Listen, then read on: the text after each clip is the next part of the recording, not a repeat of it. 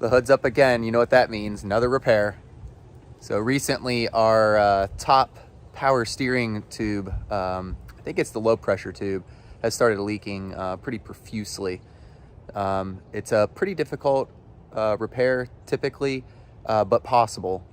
So let me kind of show you what we're working with this morning.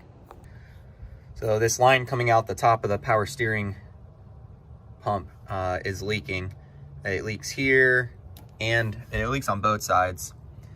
And I've kind of had a suspicion for a little while that maybe my power steering cooler that I put in here, maybe it's too restrictive and it's causing maybe too much pressure in the system.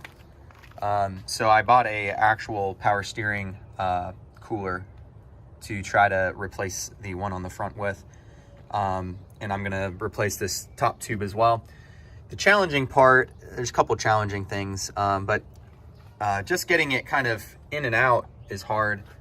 But where it goes into the rack and pinion down there, kind of center on the screen here, is very difficult to reach. Most DIYers have to reach it from the top here. So there's all these, you know, cooling tubes and stuff to get out of the way.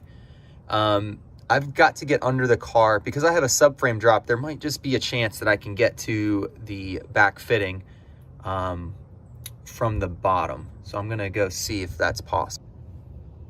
So it is pretty tight, but that fitting right there, that nut that you can see kind of center, that is the fitting that I need to get out. And to me, it looks like I'm gonna be able to get to it. I know one of the hard parts is getting the new one back in. And I do remember when I replaced this rack and pinion recently, that was a challenge, was getting that fitting dead center there back in. But we're gonna give it a shot today. All right, so in order to replace this power steering cooler, we gotta take the bumper cover off. So gotta take the winch off, which is simple as removing these pins and disconnecting these quick disconnects.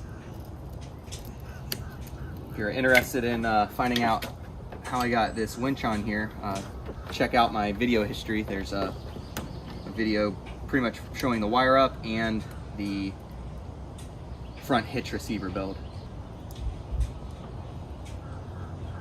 There we go. Now I'm going to go through and undo all the bolts and zip ties holding this thing on.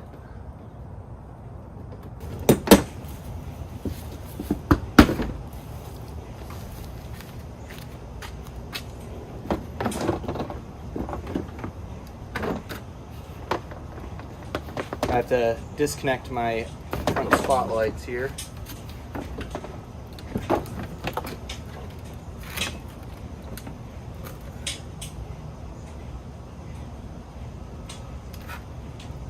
There we go. Simple as that.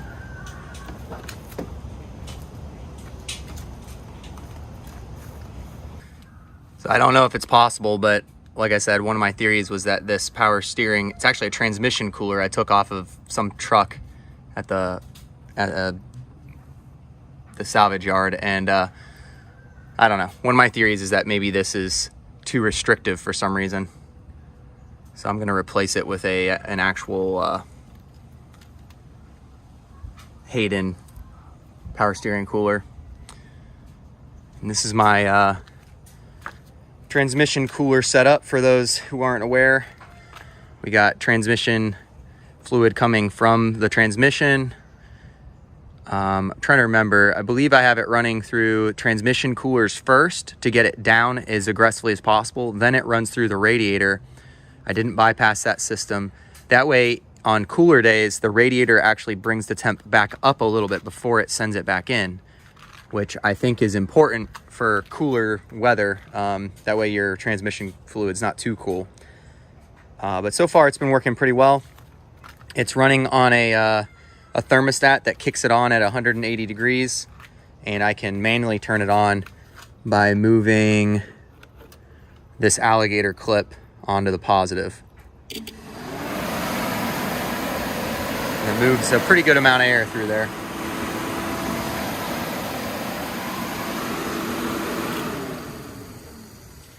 Unfortunately, my Pilot's weakness is gearing, so when we're doing steep climbs and whatnot, the transmission temperature can climb, so I have to be really aggressive.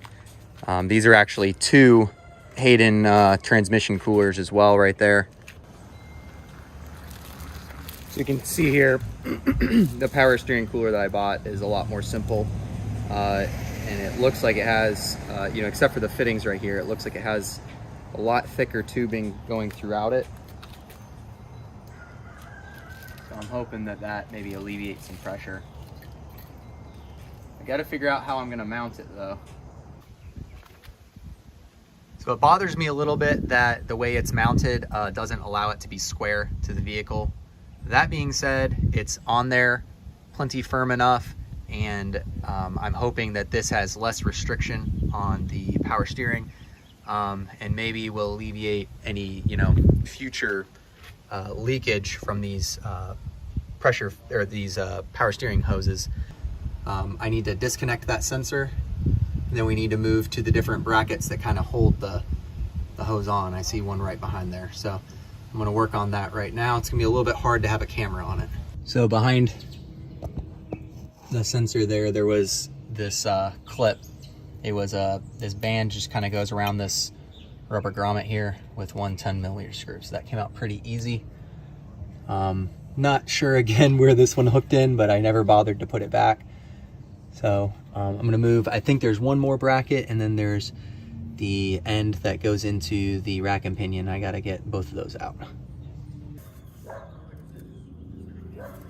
was able to pull off the bracket here.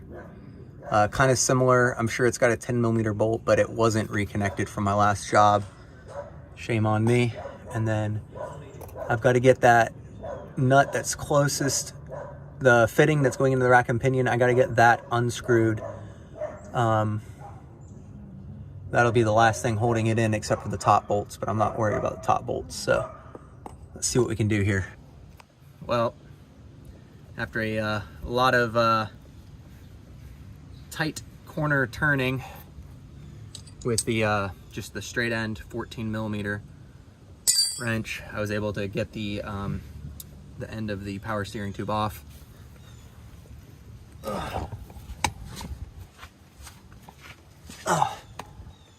See it hanging right there. I'm gonna let it drain for a little bit and start getting the new hose prepped. So it'll be a little bit of a challenge getting it routed back in there, and then getting the this bolt started. It's gonna be a challenge as well. All right, so the last piece holding this thing in is this top bolt off the power steering pump. And then we can figure out how to remove this.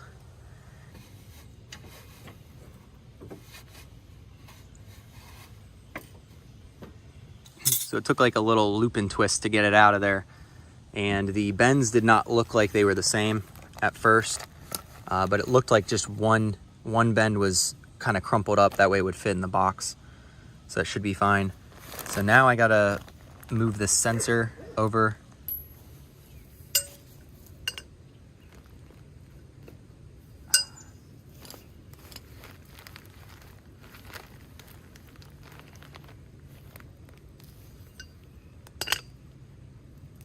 All right, it looks like my cheater bar just doesn't quite make it. So let's give it a little tug here, see if we can get it to move. Yes, we did.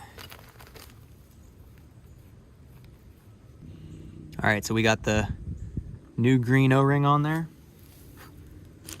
Got it cleaned up. We're gonna screw this in.